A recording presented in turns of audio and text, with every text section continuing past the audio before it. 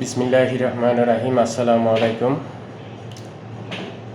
প্রিয় পরীক্ষার্থী ভাই ও বোনেরা, যারা এই কনস্টেবল থেকে এএসআই থেকে এসআই এবং এসআই থেকে ইন্সপেক্টরশিপ পরীক্ষা দিবেন, তাদের উদ্দেশ্যে আজকের আমার এই ক্লাস বা আলোচনা।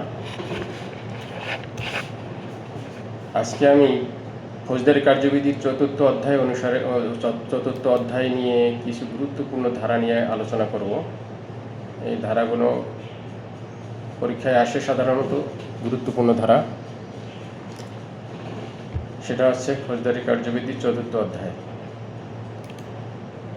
আজকে আমি দেখেন কথা বলবো ফৌজদারি কার্যবিধি আইনের 42 ধারায় বলা আছে জনসাধারণ ম্যাজিস্ট্রেট ও পুলিশকে সাহায্য করিবে।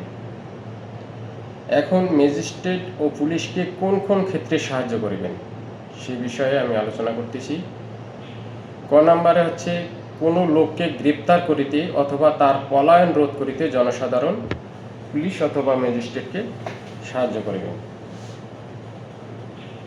আরেকটা হচ্ছে শান্তি ভঙ্গের আশঙ্কা প্রতিরোধ অথবা শান্তিভঙ্গ দমন করিতে অথবা রেলপথ, টেলিগ্রাম বা সরকারি সম্পত্তি নষ্টের ক্ষতির প্রচেষ্টা রোধের ক্ষেত্রে জনসাধারণের সাহায্য কামনা করলে জনসাধারণ সাহায্য করিতে বাধ্য থাকিবেন। এখানে কিন্তু বলা আছে বাধ্য, সাহায্য করিতে বাধ্য থাকিবেন। এক্ষেত্রে যদি সাহায্য না করে তাহলে একটা অপরাধ হিসাবে গণ্য হবে। সেই অপরাধটা পেনাল কোডের 187 ধারা অনুযায়ী ব্যবস্থা নেওয়া যাবে তার বিরুদ্ধে। তাহলে বোঝেন এখানে জনসাধারণের করণীয় সম্পর্কে এই ধারায় কিছু বক্তব্য দেওয়া আছে। জনসাধারণ যদি পুলিশকে সাহায্য সহযোগিতা না করে এই দুইটা ক্ষেত্রে, তাহলে পুলিশ ইচ্ছা করলে বা ম্যাজিস্ট্রেট ইচ্ছা করলে ওই জনসাধারণের বিরুদ্ধে ব্যবস্থা নিতে পারবে। ধারা 43-এ বলা আছে পুলিশ অফিসার ব্যতীত অন্য কারো প্রতি পরোয়ানা কার্যকর করার নির্দেশ দেওয়া হলে তিনি নিকটে থেকে উক্ত পরোয়ানা কার্যকর করিলে অপর কোনো ব্যক্তি এই ব্যাপারে সাহায্য করিবেন। অনেক সময় ম্যাজিস্ট্রেট পরোয়ানা কার্য করার জন্য শুধু পুলিশের কাছে যে দেবে তা নয়, অনেক সময় প্রতিষ্ঠান প্রধানের কাছেও পরোয়ানা কার্য করার জন্য প্রেরণ করে থাকেন। সেক্ষেত্রে প্রতিষ্ঠান প্রধান যদি সাহায্য চায় জনসাধারণের সাহায্য করিতে বাধ্য থাকবে। গুরুত্বপূর্ণ আরেকটি ধারা হচ্ছে 44 ধারা। এটাও জনসাধারণের কাজ। জনসাধারণ কতিপয় অপরাধ সংক্রান্তে সংবাদ দিবেন। এখন কোন কোন অপরাধের ক্ষেত্রে সংবাদ দিবেন সেখানে স্পষ্ট উল্লেখ আছে। বাংলাদেশের বিরুদ্ধে ষড়যন্ত্রমূলক কোনো অপরাধ যদি হইতে দেখে তাহলে পুলিশ অফিসারকে সংবাদ দিবেন বা ম্যাজিস্ট্রেটকে সংবাদ দিবেন। কোনো এলাকায় দাঙ্গা, বেআইনি সমাবেশ, এইরূপ কোনো অপরাধ যদি সংঘটিত হতে দেখে তাহলে জনসাধারণ পুলিশ বা ম্যাজিস্ট্রেটকে সংবাদ দিবেন। কোনো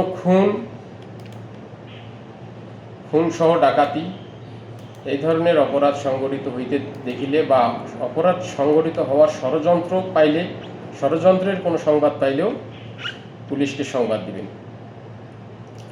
চুরি, ডাকাতি, দস্যুতা এই ধরনের অপরাধ, ডাকাতির চেষ্টা, অগ্নিকাণ্ডের ঘটনা বা অগ্নিকাণ্ড ঘটানোর চেষ্টা এই ধরনের অপরাধ হইতে দেখিলেও পুলিশকে সংবাদ দিবেন। চুরি করার ক্ষেত্রে রাত্রেবেলা গৃহ অনধিকার প্রবেশের সংবাদ বা চুরি করতে গিয়ে অনেক সময় শীত কাটা চুরি এই ধরনের সংবাদ পাইলেও পুলিশকে বা ম্যাজিস্ট্রেটকে সংবাদ দিবেন।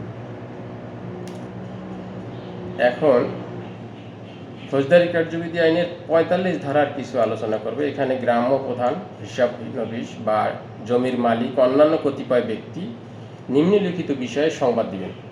আচ্ছা, এখানে গ্রাম্য প্রধান বলতে আমরা চেয়ারম্যান, মেম্বার এই ধরনের ব্যক্তিকে বুঝাই, কাউন্সিলর, ইউনিয়ন পরিষদের মেম্বারদেরকে বুঝাই। তারা এই ধরনের নিম্নবর্ণিত সংবাদ যদি পায় পুলিশ অথবা ম্যাজিস্ট্রেটকে সংবাদ দিবেন। এখন গ্রামের মধ্যে অনেকে চোরাই মাল গ্রহণ করে। চোরাই মাল গ্রহণকারী ব্যক্তি বা যারা চোরাই মাল কেনাবেচা করে এই ধরনের ব্যক্তির যদি সংবাদ পায় তাহলে পুলিশকে সংবাদ দিবেন। এমন কোনো ব্যক্তি গ্রামে আশ্রয় গ্রহণ করেছেন, তাকে ডাকাত বা ঠক, পলাতক আসামি বলে জানেন অথবা এইরূপ ব্যক্তি বলে সন্দেহ করেন, এইরূপ ব্যক্তি যদি গ্রামে আসে, আগন্তুক হয়, তাহলেও পুলিশ অথবা ম্যাজিস্ট্রেটকে সংবাদ দিবেন। কে দিবেন সংবাদটা? এটা হচ্ছে গ্রাম্য প্রধান, চৌকিদার, স্থানীয় মেম্বার অথবা যে কোনো ব্যক্তি। এখন আরেকটা বিষয় হচ্ছে, গ্রামের নিকটবর্তী স্থানে জামিনের অযোগ্য কোনো অপরাধ অথবা পেনাল কোডের 143, 144, 145, 147, 48 এই দাঙ্গা, বেআইনি সমাবেশ এই ধরনের সংবাদ পাইলে পুলিশকে সংবাদ দিবেন। গ্রামের কোনো নিকটবর্তী কোনো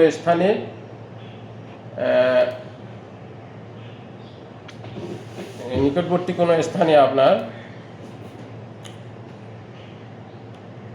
অপমৃত্যু, খুন বা লাশ পাওয়া গেলে বা কোনো লোক নিখোঁজ হলে, অপমৃত্যু, খুন, কোনো লাশ পাওয়া গেলে বা কোনো লোক নিখোঁজ হলে যদি মনে হয় যে কোনো ধর্তব্য অপরাধ সংঘটিত হয়েছে, এই বিষয়ে সন্দেহ হইলে পুলিশ বা ম্যাজিস্ট্রেটের নিকট সংবাদ দিবেন।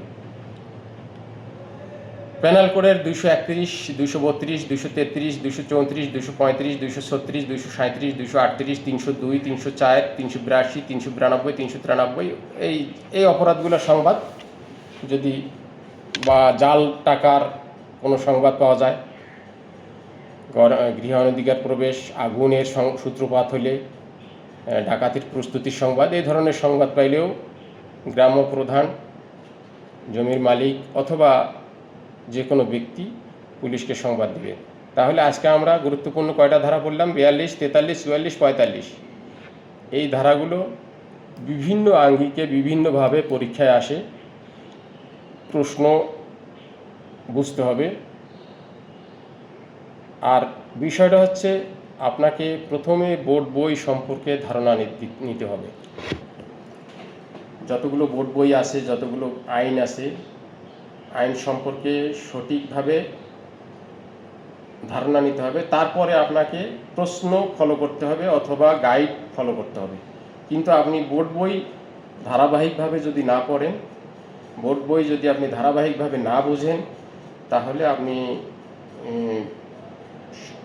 সফল হতে পারবেন না।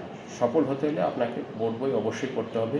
যেমন পুলিশ হ্যান্ডবুক, প্রতিটা আইন A to Z আপনাকে ধারণা নিতে হবে। আর বিশেষ করে গুরুত্বপূর্ণ ধারাগুলো, যেমন এই আজকে যে ধারাগুলো আমি বললাম, এই ধারাগুলো খুবই গুরুত্বপূর্ণ ধারা।